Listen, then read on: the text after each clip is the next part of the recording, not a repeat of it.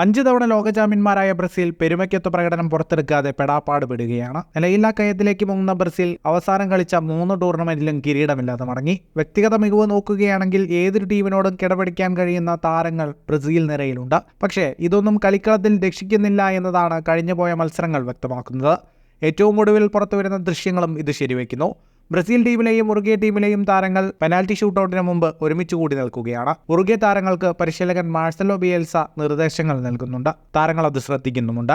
എന്നാൽ ബ്രസീൽ താരങ്ങൾ കൂടി നിൽക്കുന്ന സ്ഥലത്തെ സ്ഥിതി തീർത്തും വ്യത്യസ്തമായിരുന്നു. ബ്രസീൽ താരങ്ങളെല്ലാം ഒരുമിച്ച് കൂടി നിൽക്കുന്ന സർക്കിളിന്റെ പുറത്താണ് പരിശീലകൻ ഡൊറിവൽ ജൂനിയർ നിൽക്കുന്നത്. ബ്രസീലിലെ താരങ്ങളോട് ആരാണ് സംസാരിക്കുന്നതെന്ന് വ്യക്തമല്ല.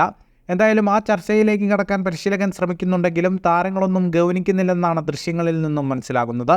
ടീം ചർച്ചയിൽ പരിശീലകനാവില്ല എല്ലായ്പ്പോഴും സംസാരിക്കുക. ചിലപ്പോൾ ടീമിൻ്റെ നായകനോ ടെക്നിക്കൽ സ്റ്റാഫിലെ അംഗങ്ങളോ ഒക്കെയാകാം.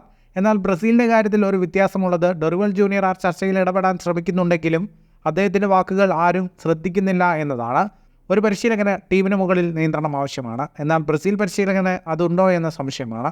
ഇതിനു പുറമെ ബ്രസീൽ ടീമിന് പെനാൽറ്റി എടുക്കുന്ന കാര്യത്തിൽ വ്യക്തമായൊരു പദ്ധതി ഉണ്ടായിരുന്നില്ലെന്ന റിപ്പോർട്ടുകളും പുറത്തു വരുന്നുണ്ട്. ഒരു മെയിൻ പെനാൽറ്റി ടേക്കറെ ആദ്യം അയക്കാതെ അതിൽ വലിയ പരിചയമൊന്നുമില്ലാത്ത ഡിഫൻഡർ എഡർ മിലിറ്റാവോയെ അയച്ചത് അതിൻ്റെ ഭാഗമായാണെന്നും വിമർശനം ശക്തമാണ്.